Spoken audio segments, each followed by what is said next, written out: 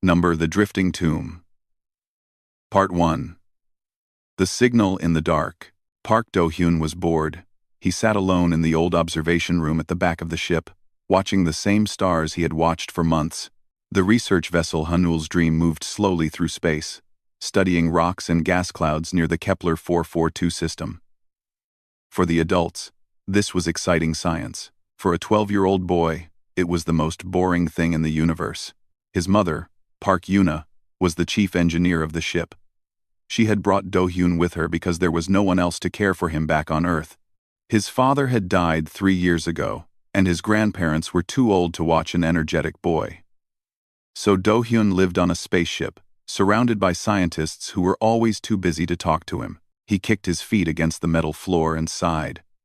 The observation room was filled with old equipment that nobody used anymore, broken chairs, dusty screens, and in the corner, a small sensor array that had been sitting there since before Do-hyun was born. He walked over to the sensor array and looked at it. It was covered in dust, and some of the wires were loose. Do-hyun had learned a lot about machines from watching his mother work. He wondered if he could make this old thing work again. For the next 3 hours, Do-hyun cleaned the sensor, reconnected the wires, and tried different power settings. He did not expect anything to happen. He just wanted something to do, but when he finally turned it on, the screen flickered to life. Numbers and lines appeared, showing what was out there in space. Do-hyun smiled. He had fixed it. He pointed the sensor toward the asteroid field nearby. Rocks appeared on the screen as small dots. Nothing special. But then he noticed something strange. One of the dots was different. It was not moving like a rock. It was drifting in a straight line, very slowly, as if it had been pushed long ago and never stopped. He zoomed in on the object. The sensor showed it was made of metal. Not rock. Metal. Do-hyun's heart beat faster. He pressed more buttons and saw something that made him hold his breath. The object was sending out a signal. A very weak signal. But it was there, and it was not random noise. It was a pattern. The same sounds, repeating again and again. He ran out of the observation room and down the long hallway to the engine section. His mother was there, working on a power unit with 2 other engineers. "Mom!" Do-hyun shouted. "I found something." Yuna looked up and frowned. She had dark circles under her eyes from working too many hours. "Do-hyun, I told you not to run in the hallways." "What did you find?" "A metal object in the asteroid field. It's sending a signal, a repeating signal." The other engineers looked at each other and smiled.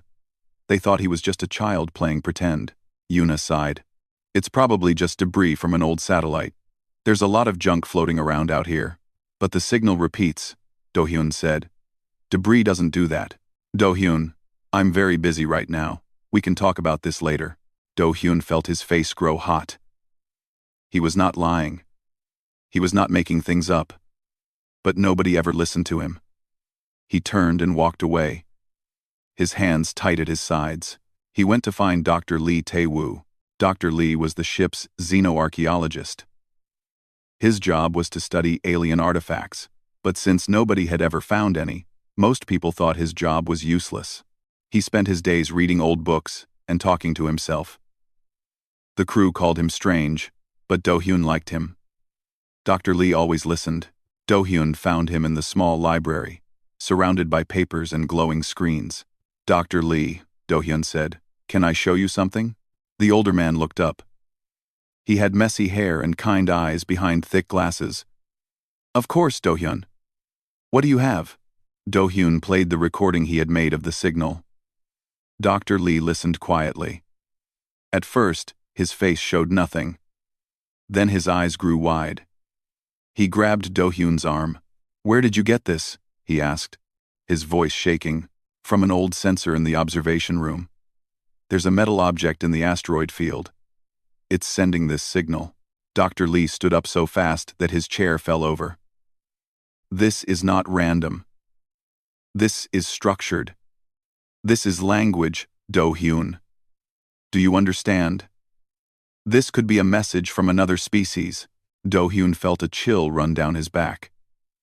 He had hoped the signal was special. But hearing Dr. Lee say it made everything feel real. They went together to see Captain Kang Jihei.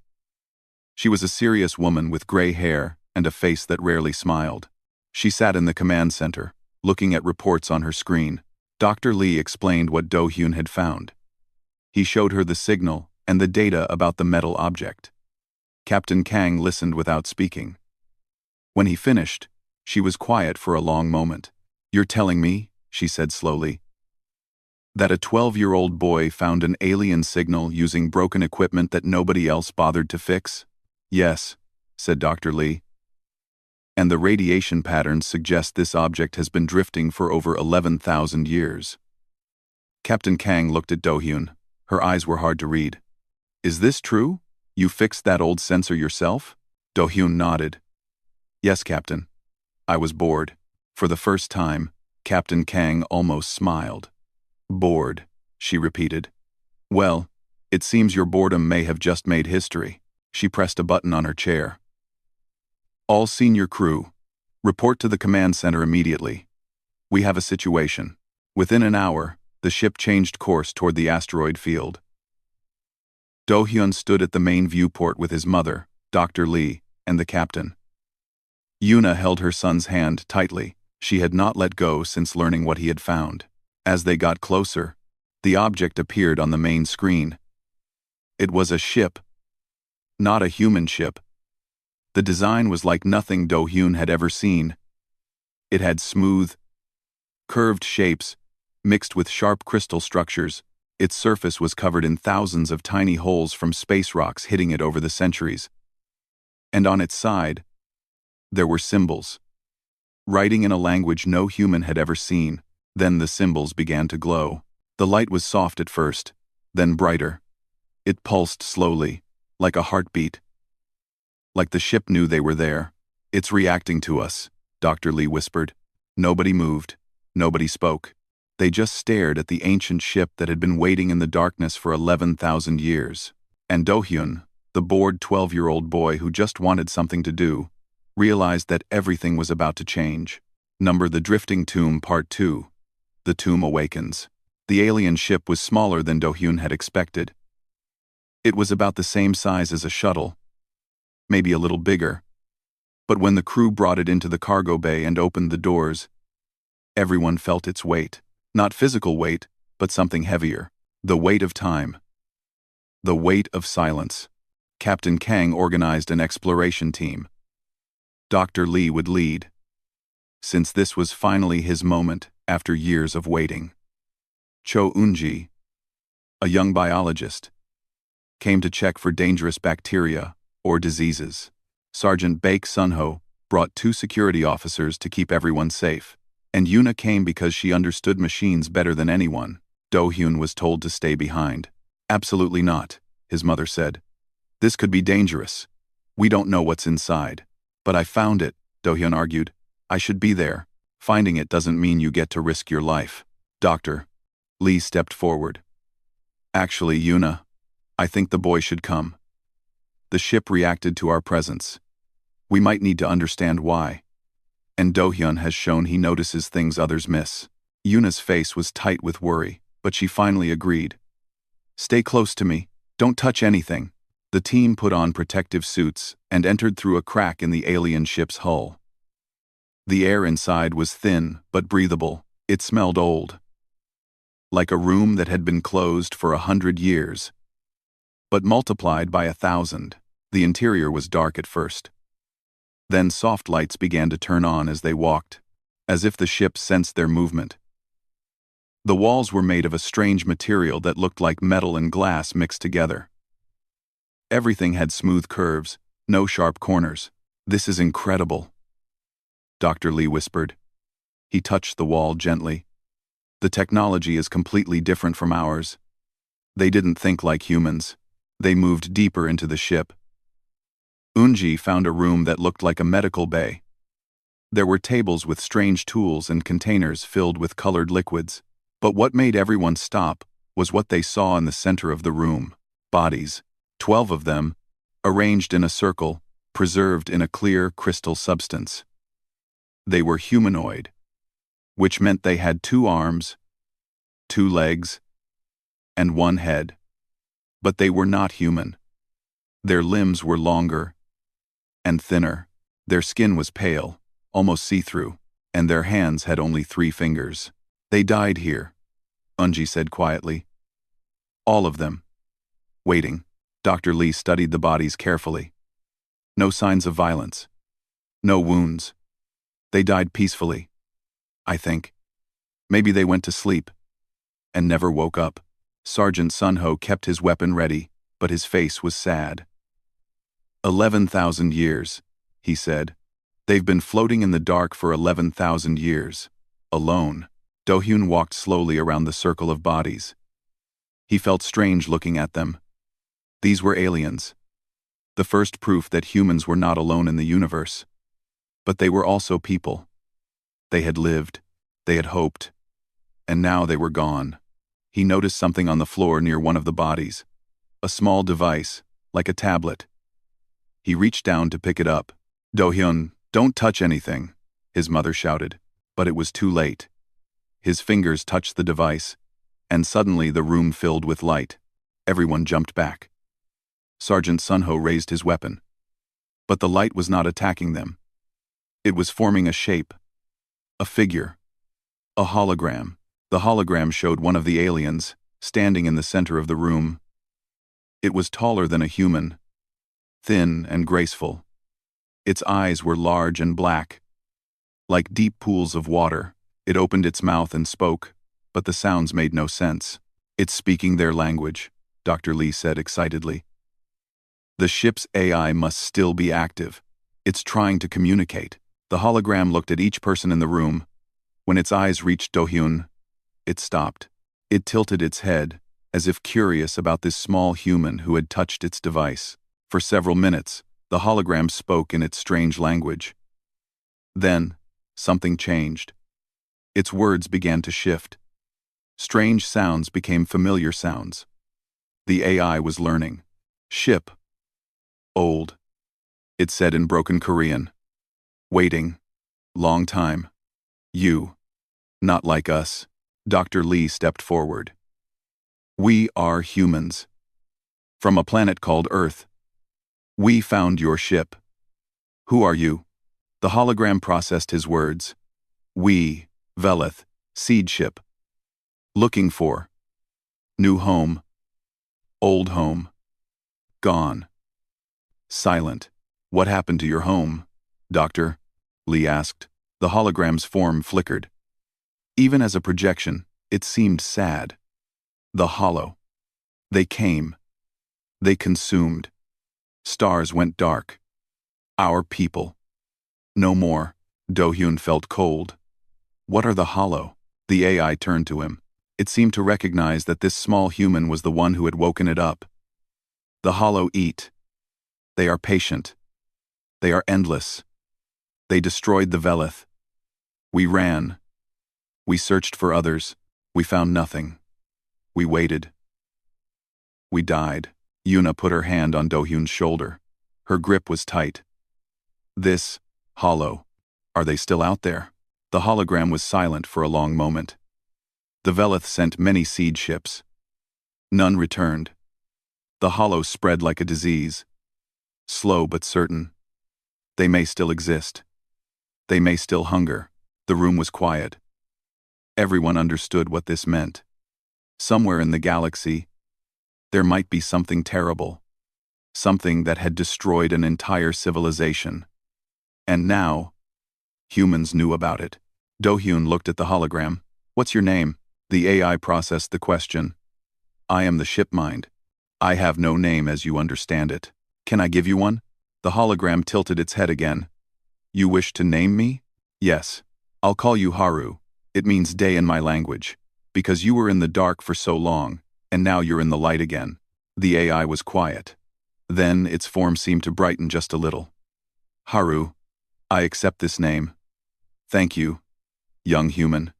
Doctor, Lee was smiling so wide that his face must have hurt.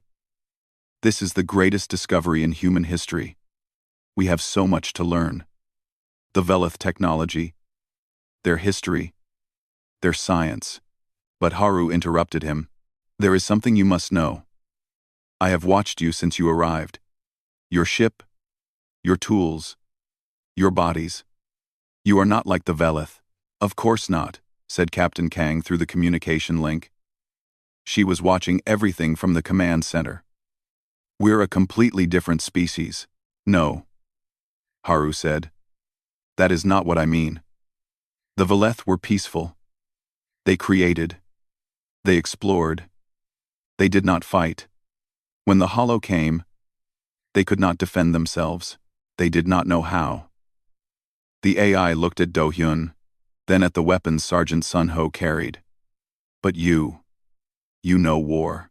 You know violence. Your history is filled with conflict. Yuna frowned. Is that a bad thing? Haru's hologram flickered as it thought. The Velith would have said yes. But the Velith are dead. And you are here. Perhaps it is not bad. Perhaps it is necessary. The AI's form grew stronger, clearer. Its voice became more certain. The Velith sent siege ships to find salvation. They failed. But I believe now that they found something better. They found you. Humans are not what we were looking for. You are what we needed. Do-hyun looked at the 12 preserved bodies around him. 11,000 years of waiting. 11,000 years of silence. And now, finally, someone had answered. He didn't fully understand what Haru meant, but he felt, deep in his chest, that something important had just begun. And he was right. The Drifting Tomb, Part 3. The weight of first contact. The Hunnel's dream flew toward Earth at maximum speed. What normally took months now took weeks. The engines screamed with effort, but nobody complained. The crew understood that they were carrying the most important discovery in human history. Do-hyun spent most of his time with Haru. The AI had moved from the old ship into a portable device that Dr. Lee had created. Now Haru could project itself anywhere on the Hunnel's dream. And mostly, it chose to stay near Do-hyun. Why me? Do-hyun asked one night. He sat in the observation room where everything had started, looking at the stars. Why do you talk to me more than the adults? Haru's hologram flickered beside him. The AI had gotten better at showing expressions. Right now, it looked thoughtful. The adults ask questions about technology. They want to know how things work. They want knowledge they can use. And I don't? You ask different questions. You asked my name. You asked how I felt. You asked about the Velith as people, not as data. Haru paused. In 11,000 years, no one has treated me as a person. You did. In the first hour, Do-hyun felt strange. Happy, but also sad. I'm sorry you were alone for so long. I am learning that humans say sorry for many things, even things that are not their fault. It is kind. Haru's form brightened a little. I am not alone now. That is what matters. Days passed. Haru taught Do-hyun about the Velith. They had been a species of artists and scientists. They built beautiful cities that floated in the clouds of their homeworld. They created music that could make people feel emotions they had never felt before. They traveled to hundreds of star systems, always looking for new wonders, but they had never learned to fight. When the Hollow came, they had no weapons. They tried to run, to hide, to negotiate. Nothing worked. The Hollow did not negotiate. They did not stop. They simply consumed everything in their path. What do they look like? Do-hyun asked. The Hollow? Haru's form flickered in a way that Do-hyun had learned meant discomfort. They do not have one form. They change. They adapt. Sometimes they look like ships. Sometimes like creatures. Sometimes like darkness itself. The Velith scientists believed they were not born. They were made. A weapon from a war so old that even the creators are forgotten. A weapon that got out of control? Perhaps. Or perhaps they simply evolved beyond their purpose. Now they exist only to grow, to spread, to consume, to... Do-hyun shivered. He tried to imagine something like that coming to Earth. Coming for his mother, for Captain Kang, for everyone he knew. Can they be stopped? He asked. Haru was silent for a long time. The Velith could not stop them. But the Velith were not built for war. You are different. The AI showed images in the air. Human history, ancient battles with swords and shields, world wars with tanks and planes, soldiers, generals, weapons of all kinds. Your species has spent its entire existence fighting. Against nature. Against each other. Against everything that threatened you. And you survived. You always survived. Yuna found them like that, surrounded by images of war. She did not look happy. Do-hyun, she said, you need to sleep. You've been here for hours. I'm learning, Mom. You're a child. You shouldn't be learning about ancient wars and galaxy-eating monsters. She looked at Haru's hologram with suspicious eyes. And you shouldn't be filling his head with nightmares. Haru's form bowed slightly. I apologize if I have caused concern. Do-hyun asks questions. I answer. It is my nature. Yuna sighed and sat down next to her son. I know. I know you mean well. It's just... he's all I have. I don't want him to grow up too fast. Growing up is not always a choice, Haru said gently. Sometimes the universe decides for us. When they finally reached Earth orbit, everything changed. The news of the discovery had spread through official channels. Important people wanted to talk. Important decisions had to be made. Admiral Shin Mirai appeared on the main screen. She was a stern woman with gray hair cut short and eyes that had seen many difficult things.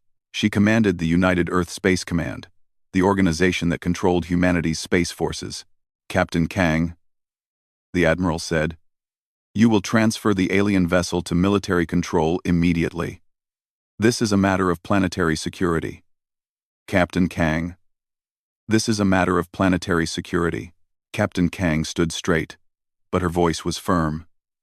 Admiral, this is a scientific discovery. The Velith ship belongs in a research facility, not a military base. A ship that carries information about a species-ending threat? That sounds exactly like something the military should handle. Representative Hong Jisoo appeared on another screen. She was a diplomat, responsible for speaking to other countries about space matters.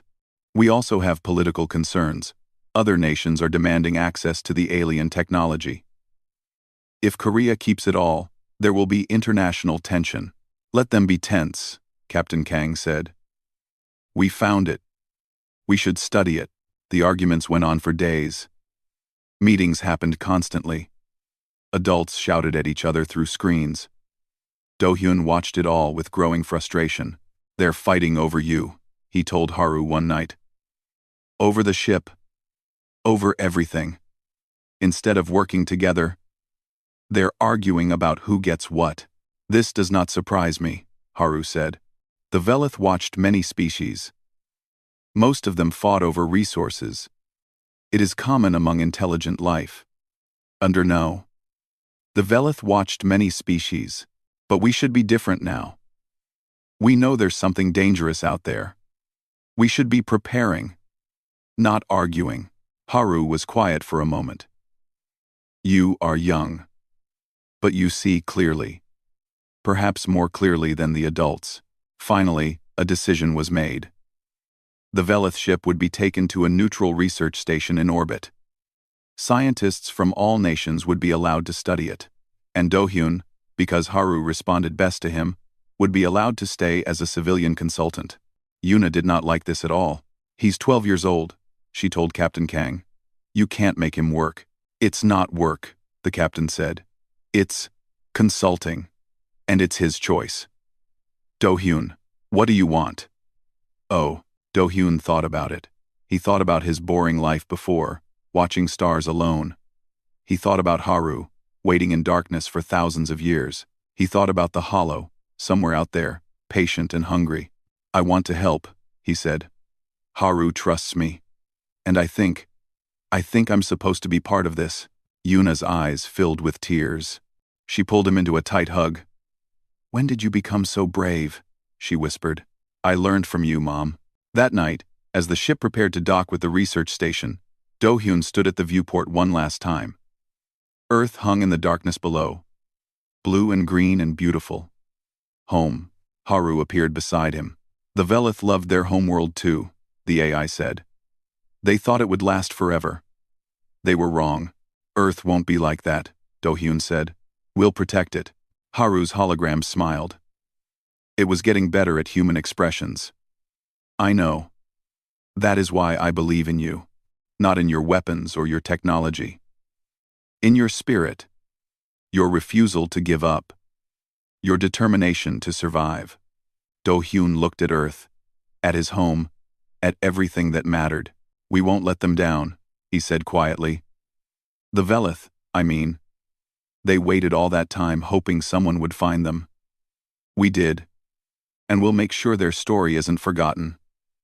Haru's form flickered with something that might have been emotion. You are a strange species, humans.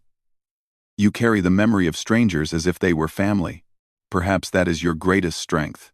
The ship began its final approach to the research station. A new chapter was beginning, and Do-hyun, the boy who was once bored and lonely, was at the center of it all. Number: The Drifting Tomb Part 4. Echoes of the Hollow. 3 months had passed since the discovery. The research station orbited Earth like a second moon, filled with the brightest scientists from every nation. The Velith ship sat in a special chamber at the center, surrounded by equipment and researchers who worked day and night. Do-hyun had changed. He was still 12 years old, but something in his eyes was different now. He had seen things, learned things, carried a weight that most adults would struggle with. The other scientists treated him with respect, even if they sometimes forgot he was just a child. Dr. No Kyung-hee led the international research team. She was a serious woman who rarely smiled, but her mind was brilliant. Under her leadership, the team had already made incredible discoveries. The Velith materials were stronger than anything humans had created. Their energy systems were clean and efficient. Their medical knowledge included treatments that could add decades to human life. Every day brought new wonders, but with wonders came problems. Countries began to argue about who should control the technology. Some wanted to share everything equally. Others wanted to keep the best discoveries for themselves. Politicians made speeches. News channels showed angry debates. The unity that First Contact was supposed to bring began to fall apart. Do-hyun watched the news in his small room on the station. His mother sat beside him, shaking her head. They're ruining everything, Yuna said. We have a chance to change the world, and they're fighting over money and power. That's what humans do, Do-hyun said quietly. It was something Haru had told him, and he was beginning to understand it. You sound like the AI now. Yuna looked at her son with worried eyes. You spend too much time with that thing. Haru isn't a thing, Mom. Haru is the last piece of an entire civilization. The only one left who remembers the Velith. How would you feel if you were the only human left, and someone called you a thing? Yuna was quiet for a long moment. Then she sighed. I'm sorry. I'm just scared. Everything is changing so fast, and I feel like I'm losing you. Do-hyun took her hand. You're not losing me. I'm still your son. I'm still the same boy who fixed that old sensor because he was bored. I have a job to do now. A purpose. Corporal Im Ha-jun knocked on their door. He was a young soldier assigned to station security, and he had become something like an older brother to Do-hyun over the past months. Hey kid. Dr. Lee wants to see you. Says it's important. Do-hyun found Dr. Lee in the main laboratory, standing in front of a large screen filled with strange symbols. Haru's hologram floated nearby, helping to translate. Do-hyun. Good. You're here. Dr. Lee's voice was tense. Haru detected something. Show him. Haru's form shifted, and the screen changed to show a map of the galaxy. Deep in the empty space between stars, a tiny dot was blinking. What is that? Do-hyun asked. A signal, Haru said. Using Velith communication protocols. It appeared 2 hours ago. I do not know its source. Another seed ship? Do-hyun felt hope rise in his chest. Could there be survivors? Possible. But also possible that it is something else. The signal is old. Very old. It could be automated. Left behind by the Velith long ago. Haru paused. Or it could be a trap. Dr. Lee ran his hands through his messy hair. I want to send an expedition. We have the coordinates. We could be there in months with our new engine modifications. Admiral Shin's face appeared on another screen. She had been listening through the station's communication system. Absolutely not. We don't know what's out there. It could be the Hollow themselves, waiting for someone to investigate. Or it could be the greatest discovery since the Velith ship, Dr. Lee argued. More knowledge. More technology. Maybe even living aliens who could help us. Too risky. Too risky to know the truth? The argument continued. Do-hyun listened, feeling frustrated. Everyone talked and talked, but nobody did anything. They were so afraid of making mistakes that they were paralyzed. That night, he sat with Haru in the observation deck, looking at the stars. What do you think? He asked the AI. Should we investigate the signal? Haru's hologram flickered thoughtfully. The Velith would have debated for years before making such a decision. They valued caution above all things. It was their way, and look what happened to them. Yes. Haru's voice was sad but honest. Sometimes, caution is just another word for fear. And fear, taken too far, becomes weakness. Do-hyun made a decision. It was probably a bad decision. His mother would be furious. Captain Kang would be disappointed. Admiral Shin might have him arrested. But he made it anyway. Can you send a message? He asked Haru. To the signal, from us. Haru was silent for a long moment. I can. But you understand the risk. If the Hollow are listening, they will know about humanity. They will come, and if there are survivors, if there are allies who could help us, if we spend our whole lives hiding, we might as well be dead already. Do-hyun stood up. The Velith waited for someone to find them. They trusted the universe. Maybe we should do the same. Haru studied him with ancient, digital eyes. You are certain? Yes. The AI nodded slowly. Very well. What would you like to say? Do-hyun thought about it. He thought about the Velith, dying alone in the darkness. He thought about Haru, waiting for 11,000 years. He thought about all the fear and fighting and arguing. Say this. We are here. We remember the Velith. We are not afraid. Haru sent the message.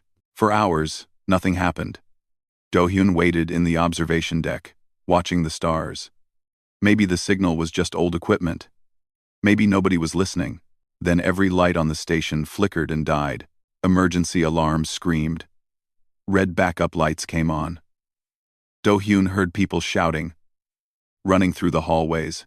Hajun burst through the door. Kid, are you okay? What happened? I don't know. But Do-hyun did know. Deep in his stomach, he knew. The power came back slowly, system by system. Haru's hologram appeared, but it was weak and flickering. They heard us, the AI said. Its voice was strange, broken, afraid. The Hollow. They know you exist now. Do-hyun's heart turned to ice. What? How is that possible? They're supposed to be far away. Distance means nothing to them. They are patient. They have been spreading for millions of years. And they have been listening, always listening. Haru's form flickered again. I am sorry. Do-hyun. I am so sorry. I should have refused. I should have protected you. Yuna ran into the room and grabbed her son. What did you do? What happened? Do-hyun couldn't speak. He had wanted to be brave. He had wanted to make a difference. Instead, he might have doomed his entire species. Haru's hologram stabilized slightly. When it spoke again, its voice was heavy with 11,000 years of grief. They are coming. The Hollow know about Earth now. They will not hurry. They never hurry. But they will come. That is what they do. That is all they do. The observation deck was silent except for the hum of machines. Outside, the stars shone cold and distant. And somewhere in that vast darkness, something ancient and hungry had just learned about humanity. Do-hyun looked at his mother's terrified face. He looked at Haru's flickering form. He looked at the earth below. Still spinning. Still beautiful. Still unaware. Then we'll be ready, he said. His voice shook, but he meant every word. When they come, we'll be ready. He hoped it wasn't a lie. The Drifting Tomb. Part 5. Humanity Answers. 18 months had passed since the night everything changed. Do-hyun stood at the viewport of the flagship, watching Earth grow smaller behind them. He was 14 now. Taller. Stronger. With eyes that had seen too much for someone his age. The curious boy who fixed an old sensor was gone. In his place was someone harder. Someone ready. The ship was called the New Dawn, and it was the most powerful vessel humanity had ever built. Its hull was made of velith materials, stronger than anything on Earth. Its engines combined human nuclear power with alien energy systems. Its weapons were designed by scientists and soldiers working together for the first time in history. And there were hundreds more ships behind it. A fleet, an armada, the answer of an entire species to a threat they had never faced. Fleet Admiral Kang Ji-hae stood on the command deck, her gray hair now completely white. She had aged 10 years in the last 18 months. But her spirit was unbroken. When she spoke, her voice carried the weight of 7 billion people counting on her. Final checks complete, she announced. All ships report ready. We launch in 1 hour. The plan was simple but desperate. The Hollow were coming, but they were slow. Long-range sensors had detected massive energy signatures moving through the void, still years away.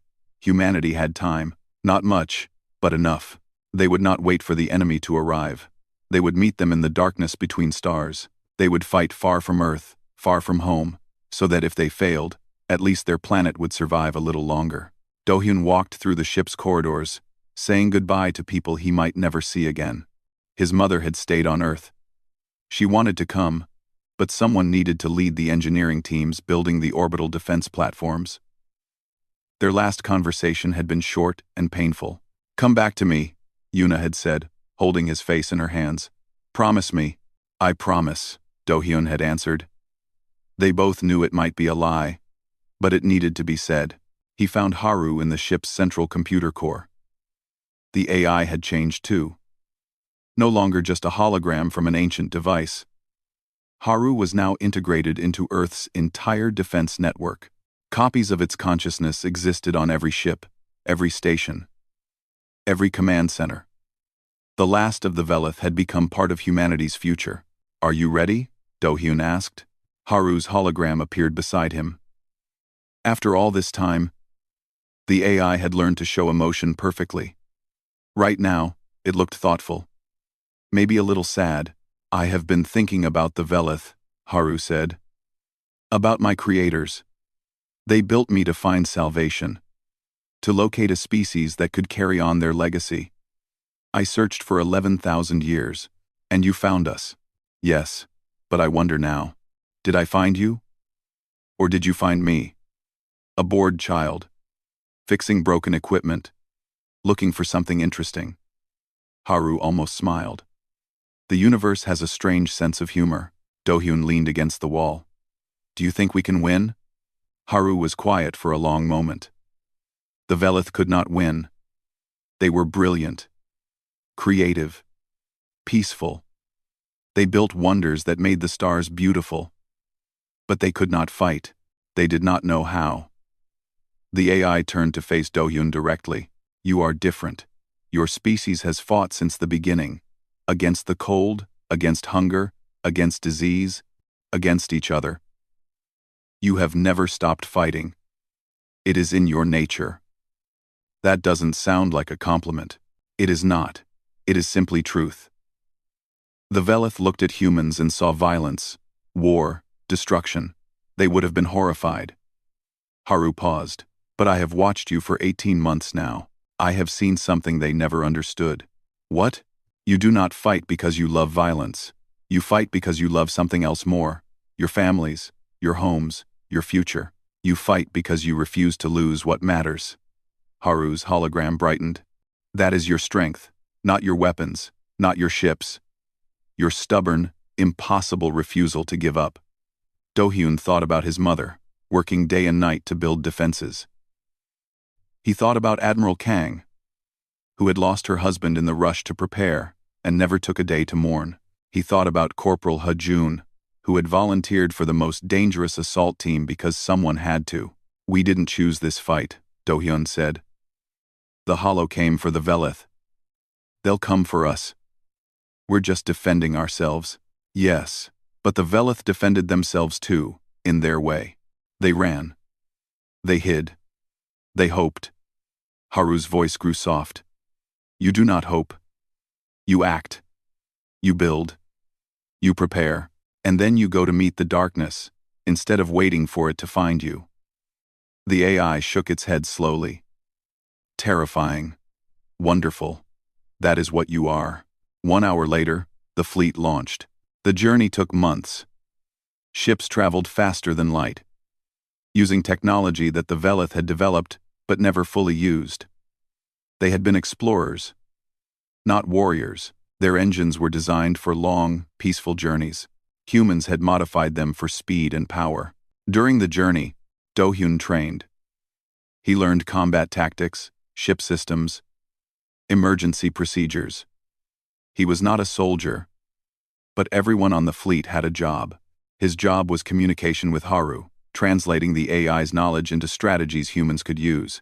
When they finally reached the meeting point, the Hollow were waiting. They were exactly as Haru had described.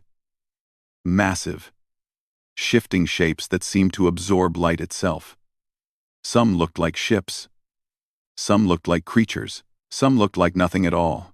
Just patches of darkness that moved against the stars. There were hundreds of them, maybe thousands. Admiral Kang's voice came over the fleet-wide channel. All ships, this is Fleet Admiral Kang. The Velith were kind and brilliant and gentle.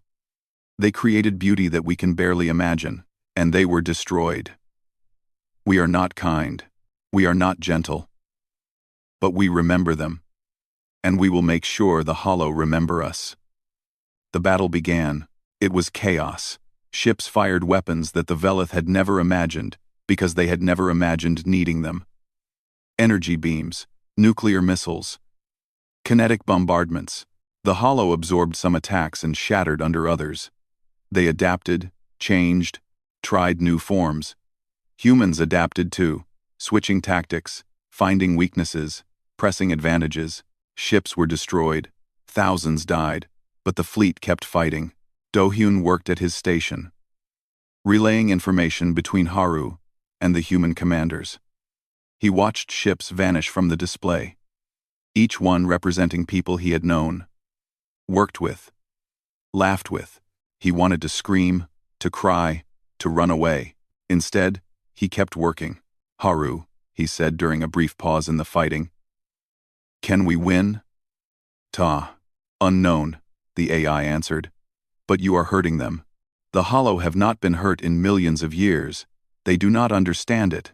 They are confused. Confused. The monsters that had consumed an entire civilization were confused. Because humans fought back. Because humans refused to die quietly. The battle lasted 3 days. In the end, the Hollow retreated. Not destroyed. Not defeated. But pushed back. Wounded. Made to understand that humanity would not be easy prey. The fleet was shattered. Of the hundreds of ships that had launched, less than half remained. But those ships turned toward home, carrying survivors, carrying victory, carrying hope. Admiral Kang's voice was tired but proud. All ships, set course for Earth. We're going home. Do-hyun stood at the viewport, watching the darkness where the Hollow had disappeared. They would come back. Everyone knew that.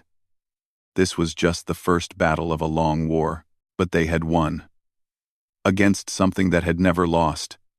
Against something ancient and endless and terrible.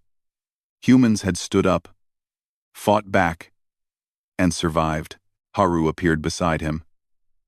After everything, the AI still chose to spend time with the 14-year-old boy who had woken it from an 11,000-year sleep. Do you regret it? Do-hyun asked. Waking up? Finding us instead of the Veleth? Haru was quiet for a long time. When it spoke, its voice was different. Warmer. Almost human. The Veleth are gone. I grieved for 11,000 years. But grief does not rebuild. You taught me that. Humans do not wait for hope. You create it. Do-hyun smiled, even though he was exhausted, even though he had lost friends, even though the war was far from over. We're just stubborn. Yes. Haru smiled back. A perfect human expression on an alien hologram. Stubborn. Violent. Chaotic. Beautiful. The AI looked out at the stars. Humanity, what a terrifying, wonderful thing you are. Earth appeared in the viewport. Blue and green and alive. Home. The place they had fought to protect. The place they would keep fighting to protect. For as long as it took. Do-hyun thought about the Veleth, dead in their crystal tombs. He thought about Haru, waiting alone in the darkness. He thought about all the people who had died in the battle, who would never see Earth again. We'll remember them, he promised silently. All of them. And we'll make sure their stories never die. The fleet approached Earth. Below, billions of people waited. They had watched the battle through distant sensors, praying, hoping, fearing. Now they would see their children coming home, victorious, wounded, changed, but alive. Still alive. Still fighting. Still human.